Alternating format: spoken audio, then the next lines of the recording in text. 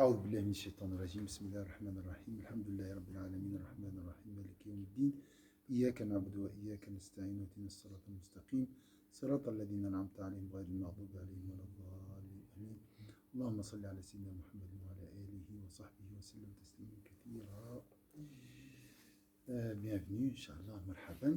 Alors, la suite, Inch'Allah, de notre cours concernant les sciences du Coran. Les sciences du Coran. On rappelle toujours, la science provient de Dieu. Il ne faut pas oublier ça. Et c'est magnifique quand tu vois toutes ces phrases-là, les mots, la compréhension, tout ça, ça provient de Dieu. Comment ça? Allah Azza wa Jalla a enseigné tous les noms à Sayyidina Adam. Donc voilà, ça c'est un mystère, subhanallah. Et sans le mot, comment je peux t'expliquer par exemple la montagne? Comment je dois faire? Subhanallah. On sait en quelle langue il lui a appris? Alors, j'ai entendu, il y a les linguistiques, les savants de la langue, ils disent, ils savent dans quelle langue il a parlé, c'est Subhanallah. Et alors, pour vous expliquer montagne, je dois faire quoi? Je dois faire des gestes, tout ça et tout, d'accord? C'est compliqué. Ou bien on va voyager ensemble pour voir une montagne et dire voilà, ça c'est montagne. Après, se dire, je sais pas quoi, il faut aller. Donc, ça c'est une facilité pour Rahmat Allah Azza wa Jalla. C'est Allah qui salam. Alors, l'assemblage, et après, bien sûr, tu vois la langue, imagine le Coran. Hein. Pour nous, le langage ou bien le livre le plus noble, hein, parmi les écrits ou bien parmi les paroles qu'on a entendues. Donc voilà. Et nous sommes en train de parler de ce livre. Donc c'est un privilège d'Allah, c'est une grâce qui vient sur la surface de la terre. Oui, c'est le plus noble sur cette terre. Voilà, l'assemblage de ce livre du Coran au temps de Sayyidina Abu Bakr. Les motivations de cet assemblage. La période du calife, bien sûr, calife c'est successeur, hein, successeur ici, d'Abu Bakr, radiallahu anhu, qu'Allah soit dessus, fut marquée par les événements provoqués par l'apostasie d'un certain nombre de tribus arabes. L'apostasie, ça veut dire quoi l'apostasie? De renier la religion.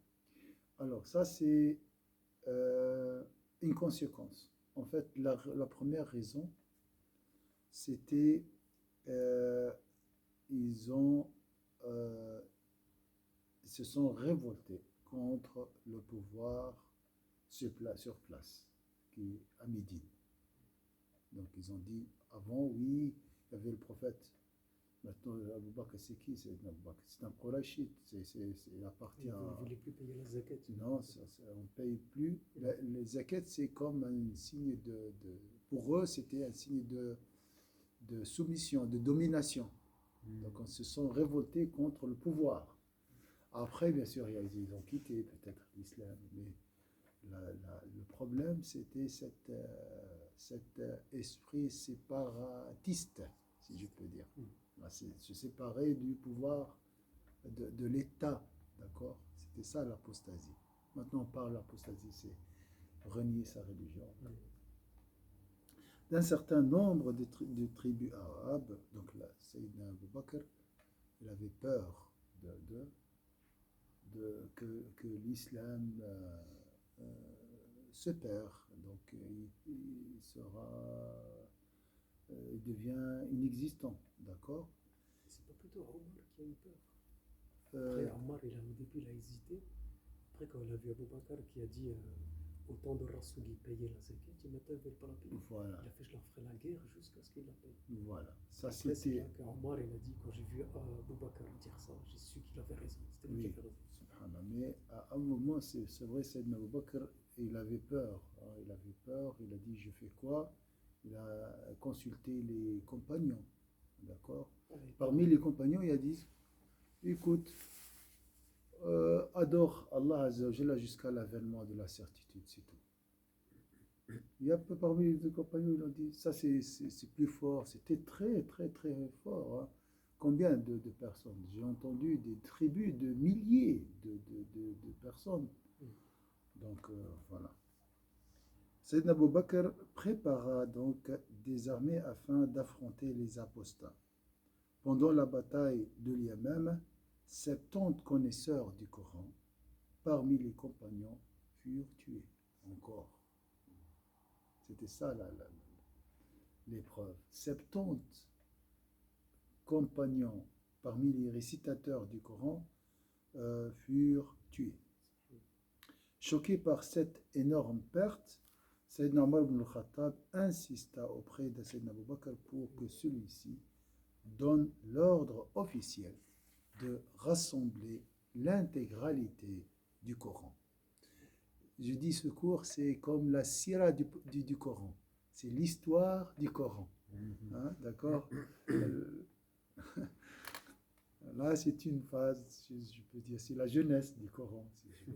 L'intégralité du Coran dans un corpus, c'est juste, hein, par peur de la disparition du Coran avec la disparition des compagnons connaisseurs du Coran.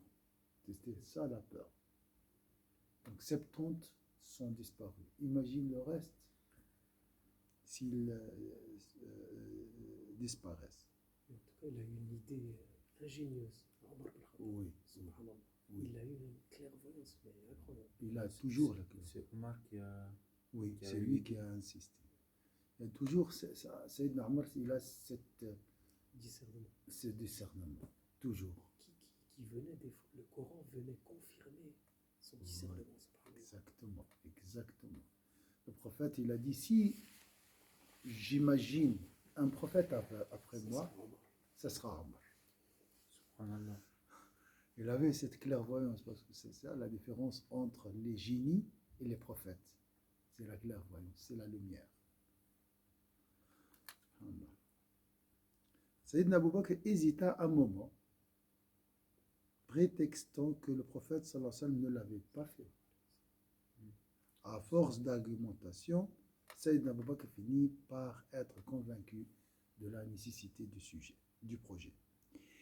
Il chargera alors Zayd ibn Thabit, ça c'est des sommités, subhanallah, choisis par Allah pour assembler le Coran. C'est un privilège, hein, choisi bien sûr. A choisi ces gens-là pour servir le Coran. Magnifique. Hein. C'est une fierté. Les élites. Hein? Les C'est élites. ça. Une fierté. Je crois, Zayd ou une autre personne,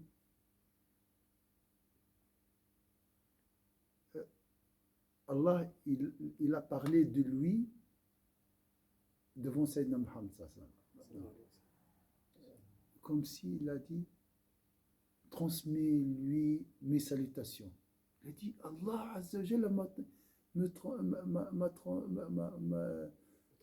t'a demandé de me transmettre la salutation.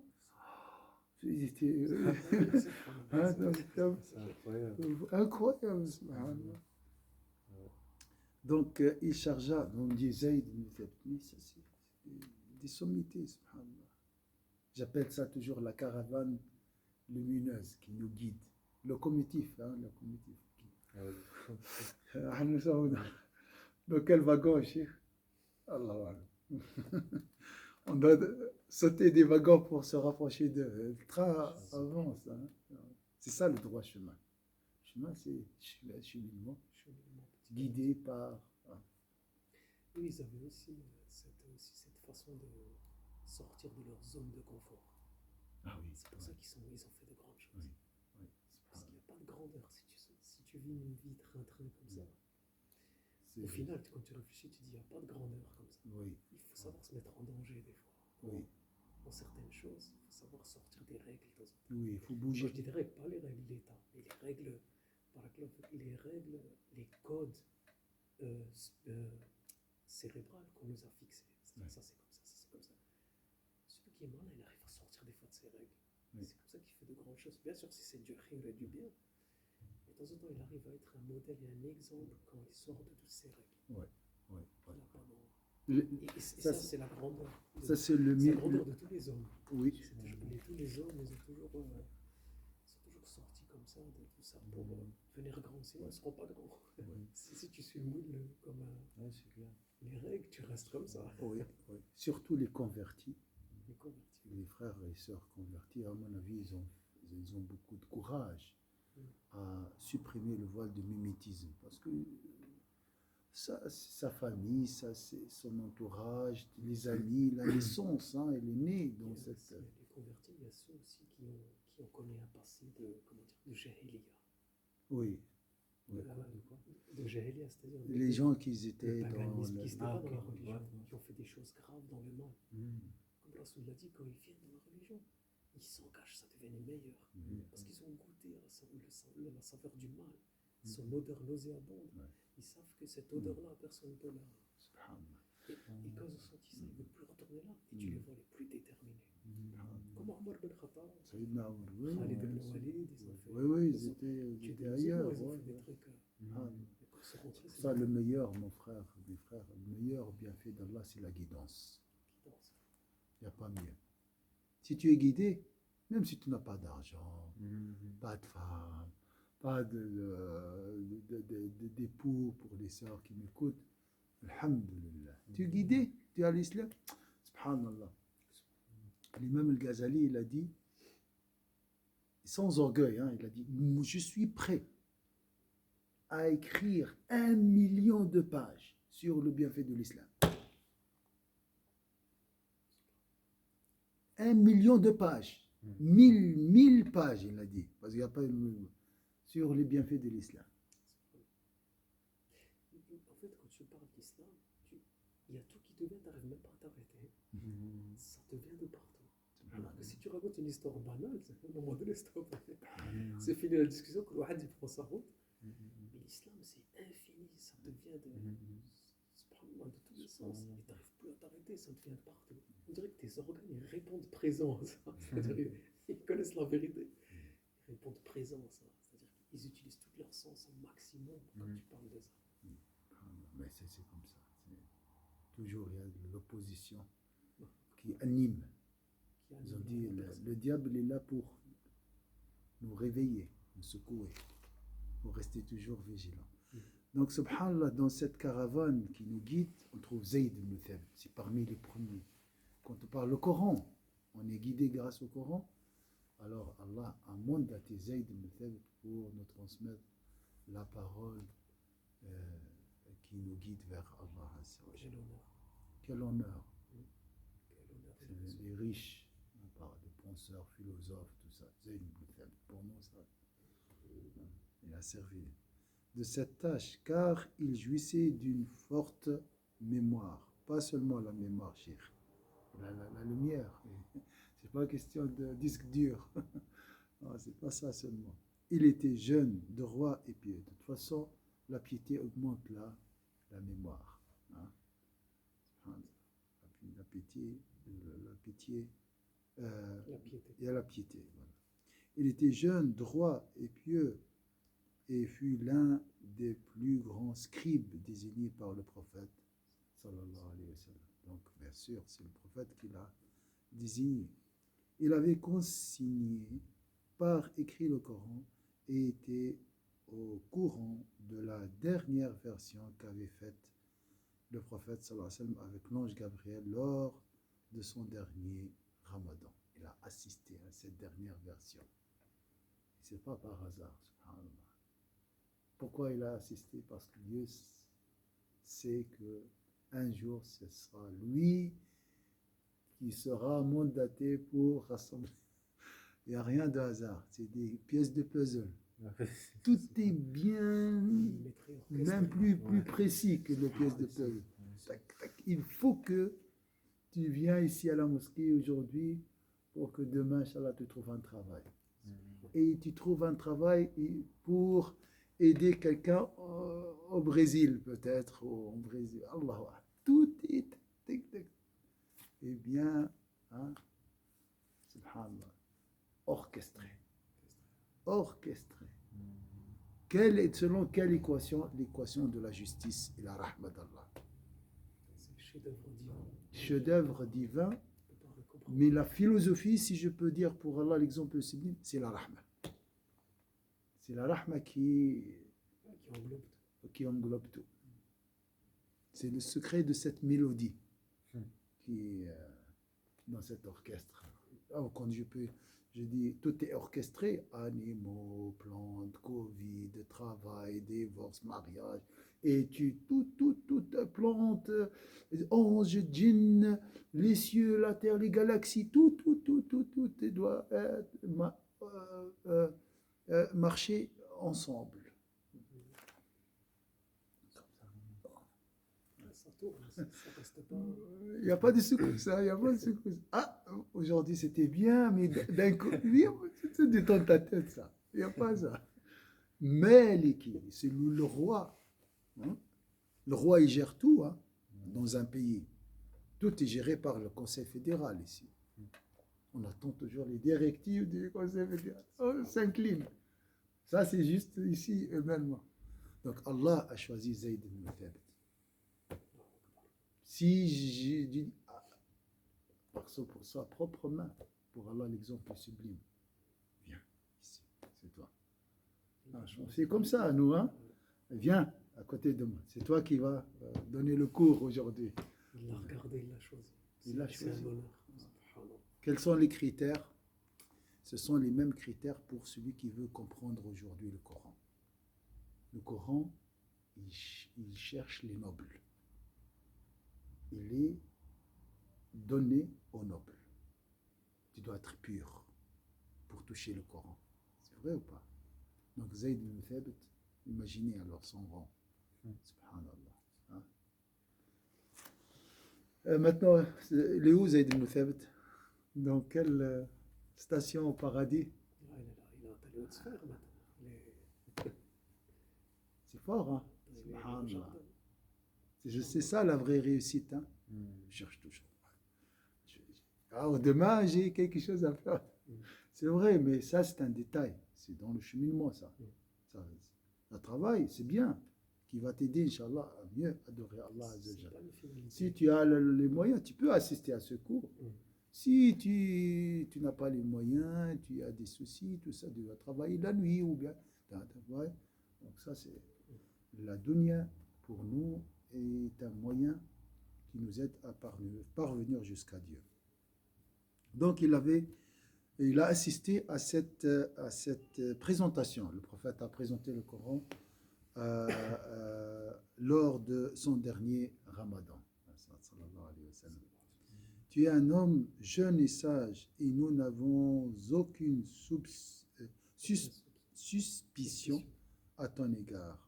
Tu écrivais la révélation pour le messager de Dieu, alors poursuis le Coran et compile-le. Ça, c'est lui dire Abu Bakr et Omar.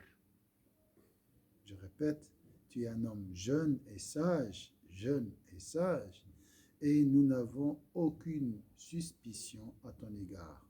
Tu écrivais la révélation pour le prophète sallallahu alayhi wa sallam, alors poursuis le Coran et compile. Ça aussi, c'est Allah qui a demandé à Sayyidina Abu Bakr et Sayyidina Omar de choisir. Ça aussi.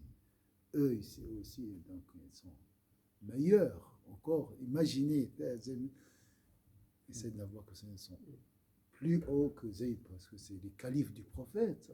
Imagine le vice-président. Le vice-président. Hein? Subhanallah, ils étaient tellement sincères avec Allah, en relation avec le Coran, que même, alors, mais j'ai l'impression que même l'atmosphère, l'univers répondait présent avec eux. Ah, oui, c'est Le juste. monde végétal, le monde. C'est Tous ces juste. mondes-là, ils étaient avec eux, subhanallah. Oui. Pourquoi? Parce ils ont pas cherché cette dunya avant l'akhira. C'est pas pour chercher l'akhira et cette dunya, elle est venue à eux à facilité. Subhanallah. Parce que quand tu cherches l'au-delà, la dunya, elle vient à toi facilement. Très facile, subhanallah. Oui. Et quand tu cours à Elle travers cette dunya, s'incline.